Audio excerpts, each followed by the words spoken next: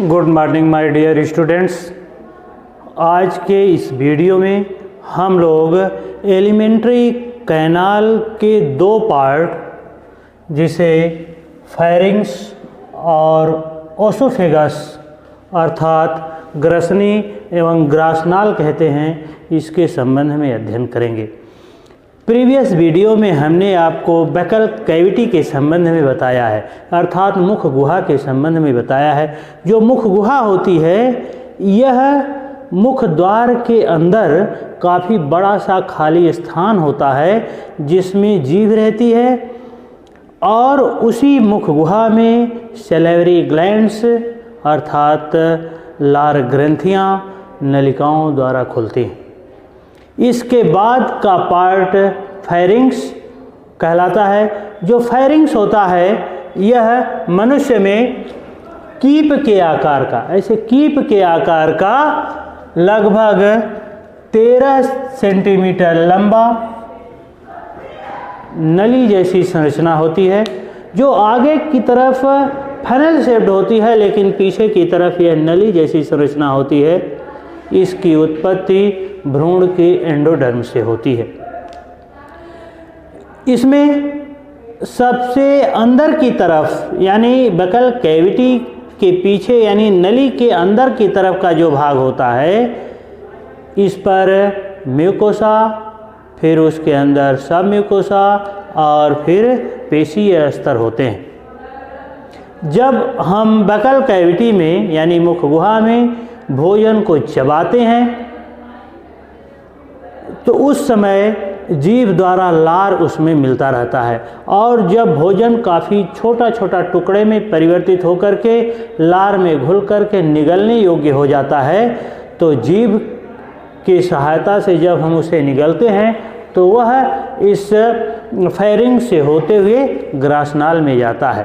Pharynx हमने बताया कि यह भ्रूण की एंडोडर्म से विकसित होता है और फेरिंग्स के कुल दो पार्ट होते हैं। ऊपर की तरफ यानी आगे की तरफ का जो भाग होता है यह नासोफेरिंग्स कहलाता है, और पीछे की तरफ का भाग जो ग्रासनाल के समीप रहता है यह ओरोफेरिंग्स कहलाता है।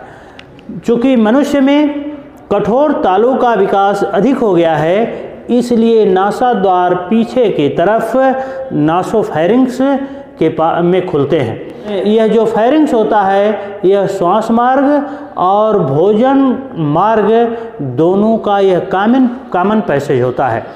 पीछे की तरफ जो नासोफेरिंग्स अर्थात नासाग्रसनी होती है, यह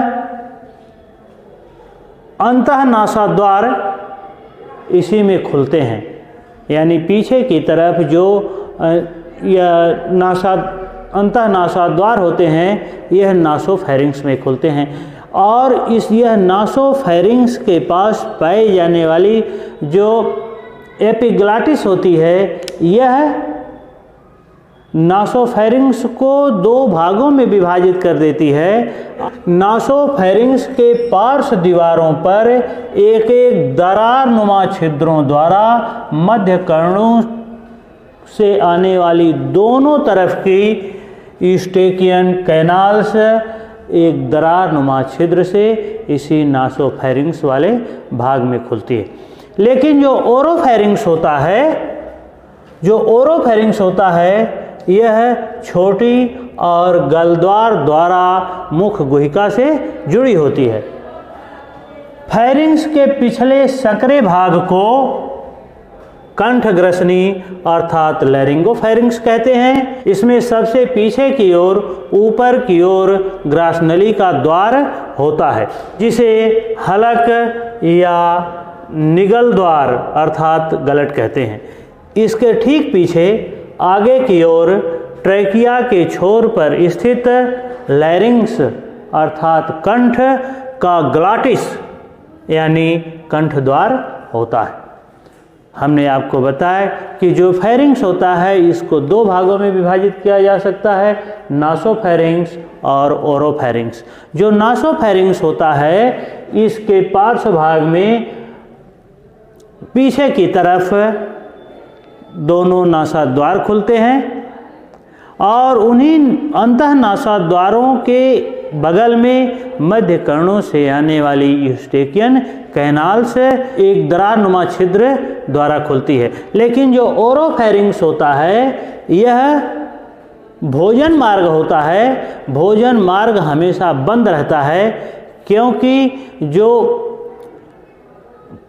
फेरिंक्स वाला पोर्शन रहता है उस पर का एपिग्लॉटिस आकर के ओरोफेरिंक्स को ढके रहता है। और जब हम भोजन करते हैं उस समय कंठ द्वार ऊपर की ओर जाता है और एपिग्लॉटिस श्वास मार्ग को बंद कर देती है और एपिग्लॉटिस पर से फिसलता हुआ भोजन जाकर के ग्रासनली से होते हुए आमाशय में इकट्ठा होता जाता है। मैं आपको यहाँ यह बताना चाहता हूँ कि जो फेरिंक्स होती है यह एक कीप नुमा संरचना होती है और फेरिंक्स श्वास मार्ग और भोजन मार्ग दोनों का कॉमन पैसेज होता है। फेरिंक्स की उत्पत्ति भ्रूण की एंडोडर्म से होती है, लेकिन इसके बाद जो ओरोफेरिंक्स होता है उसका पश्च छोर ग्रासनाल में खुलता है। ग्रासनाल एक नली जैसी संकुचनशील और बहुत ही प्रसार्य रेखित तथा अरेखित पेशियों की बनी हुई नली जैसी संरचना होती है। जो भोजन हम निगलते हैं बकल कैविटी से ओरोफेरिंक्स से होते हुए वह ग्रासनाल से होता हुआ जाकर के आमाशय में इकट्ठा होता रहता है।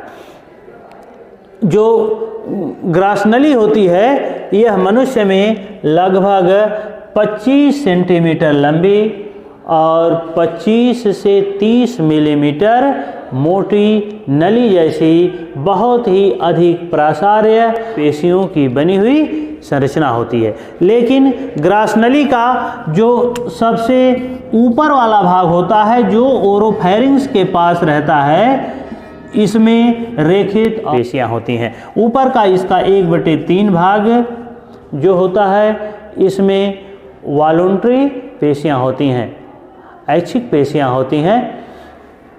लेकिन इसका निचला वाला 1/3 भाग जो होता है इसमें अरेखित और रेखित दोनों ही तरह की पेशियां होती हैं। परंतु इस ग्रासनली का सबसे निचला भाग जो आमाशय के पास रहता है यह शेष 1/3 भाग में केवल अरेखित पेशियां होती हैं।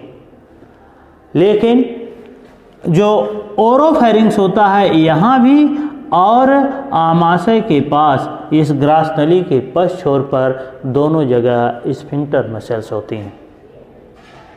यह स्फिंक्टर मसल्स भोजन के आने पर खुलती हैं।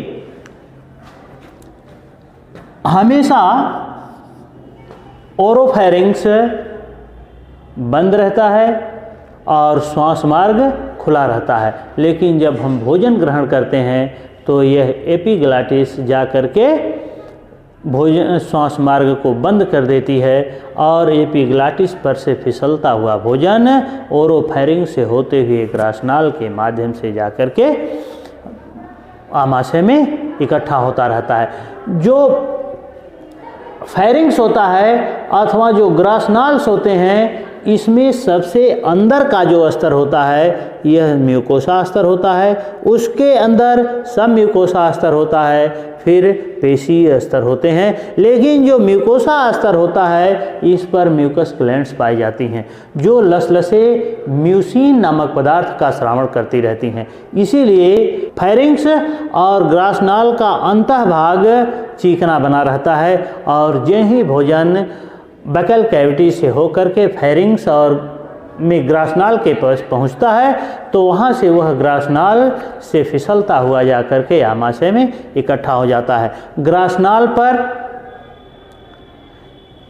स्यूडो अस्त्रित रोमाभिसल्की एपिथेलियम के अस्तर भी होते हैं। आप महसूस करें जब कभी भोजन आमाशय में जाता है और थोड़ी ही देर बाद वॉमिटिंग हो जाती है, तो वह पुनः इस ग्रासनाल और ओरोफैरिंक्स माउथ कैविटी से होते हुए मुख अथवा नाक से बाहर निकल आता है। और जैसे ही वह ग्रासनाल में आता है, ग्रासनाल वाले भाग में काफ़ी जलन सी होने लगती है, क्योंकि यह रोमाविशल्की एपिथेलियम का बना हुआ है और आमाशय में चूँकि हाइड्रोक्लोरिक अम्ल स्रावित होता है, जठर ग्रंथियों की ऑक्जेंटिक सेल से यह हाइड्रोक्लोरिक अम्ल स्रावित होता है और हाइड्रोक्लोरिक अम्ल की वजह से ग्रासनाल के अंतभाग में जलन सी होने लगती है, जिसको उदरशूल कहा जाता है। तो जो फेरिंक्स होता है यह एक कीप जैसी संरचना है जिसका अग्र छोर बकल कैविटी की तरफ खुलता है, परंतु उसका पश्च छोर ग्रासनाल की तरफ खुलता है। और ग्रासनाल एक मनुष्य में लगभग 25 सेंटीमीटर लंबी और 25 से 30 मिलीमीटर मोटी नली जैसी बहुत ही प्रासार्य, बहुत ही फैलने वाली संरचना होती है, जो आगे की तरफ ओरोफैरिंक्स से में लेकिन पीछे की तरफ आमाशय में खुलती है।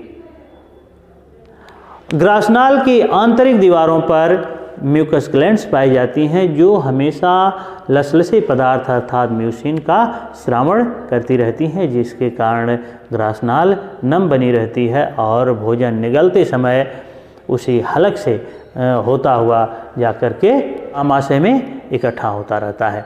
अब नेक्स्ट वीडियो में हम लोग स्टमक अर्थात आमाशय के संबंध में अध्ययन करेंगे। थैंक्स।